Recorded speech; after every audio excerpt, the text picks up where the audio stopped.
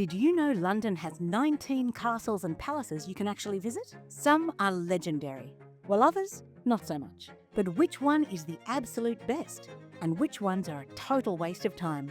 We've ranked them all, from the most underwhelming to the most mind-blowing. But here's the catch. You have to guess which one takes the number one spot. Do you know what the worst ones are? The bottom picks, 19 to 15. Not worth it? Kicking things off, these are the castles and palaces that, honestly, aren't a must-see. Number 19, Severndroog Castle. It's not really a castle.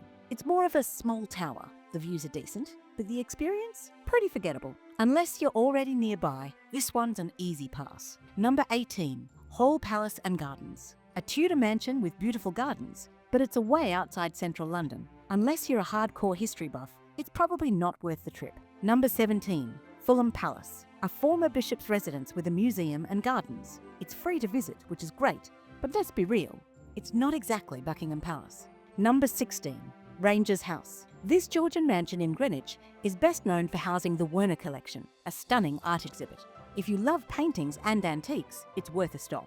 If not, you won't be missing much. Number 15, Marble Hill House. Built as a retreat for King George II's mistress, it has an interesting history, but as a tourist attraction, it's pretty underwhelming.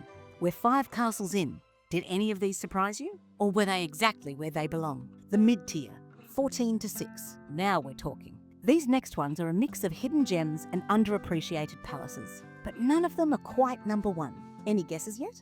Number 14, Chiswick House. An Italian-inspired villa that looks like it belongs in Rome rather than London. It's a masterpiece of Palladian architecture, but it's more for architecture lovers than the average tourist. Number 13, Charlton House. One of the best preserved Jacobean houses in England. Between its ornate ceilings, wood-panelled rooms, and secret tunnels, it's a dream for history lovers. Number 12, Strawberry Hill House. If castles were designed by Disney, this would be it. It's whimsical, gothic, and completely unique. Built by the eccentric Horace Walpole in the 18th century. Number 11, Osterley Park and House. This grand Georgian estate feels like a countryside escape, but it's just 30 minutes from central London. The interiors are pure opulence. Number 10, Lambeth Palace, the home of the Archbishop of Canterbury for over 800 years. It's rarely open to the public, but if you manage to visit, you'll step inside one of the most historic residences in the UK. Number 9, St James's Palace. Most people walk right past this one without realising it's still an official royal residence. You can't go inside, but it's a major part of royal history. Number 8, Eltham Palace. This one is half medieval palace, half 1930s Art Deco mansion. Originally a Tudor residence, it was later transformed into a glamorous home straight out of The Great Gatsby. Number 7, Syon House. One of London's greatest stately homes. This place has been in the same aristocratic family for over 400 years. The interiors, designed by Robert Adam, are jaw-dropping, and the gardens are spectacular. Number 6, Banqueting House, the only surviving part of Henry VIII's Palace of Whitehall.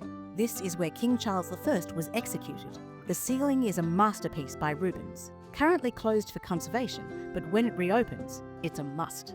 All right, we're into the top 10. Drop your predictions. What do you think will be number 1? The final 5. Must-visits. These are the palaces and castles that you have to visit. But which one takes the crown? Number 5, Kew Palace. A tiny red brick palace tucked inside Kew Gardens. It's where George III spent his later years, but compared to other royal palaces, it's more charming than grand. Number 4, Kensington Palace. The birthplace of Queen Victoria and the current home of Prince William and Kate. A mix of royal history and modern-day monarchy, it's one of the most popular palaces in London. Number 3, Hampton Court Palace. If you want a full Tudor experience, this is the place. It was home to Henry VIII, has a legendary maze, and is rumoured to be haunted. It's one of the most immersive castles you can visit. Number 2, Buckingham Palace, the King's official residence. Whether you go inside during the summer or just watch the changing of the guard, it's one of the most iconic landmarks in the world. But what do you think is number 1? The number 1 castle is the Tower of London. This fortress has seen it all. Royal executions, imprisoned queens, stolen crown jewels, and centuries of history. It's not just a castle, it's one of the most important sites in British history. From the infamous Beefeaters to the legendary Ravens, the Tower of London is the ultimate must-visit in London. Alright, who guessed it? If you got it right, you deserve a crown. If not, tell us in the comments. What do you think should have been number 1? Now that you know the best castles and palaces in London, you're going to need to know where to grab a drink after all that exploring. Because if you don't, you might miss out on some of the most historic and legendary pubs in the city. Watch our next video on the top 10 historic pubs in London right here.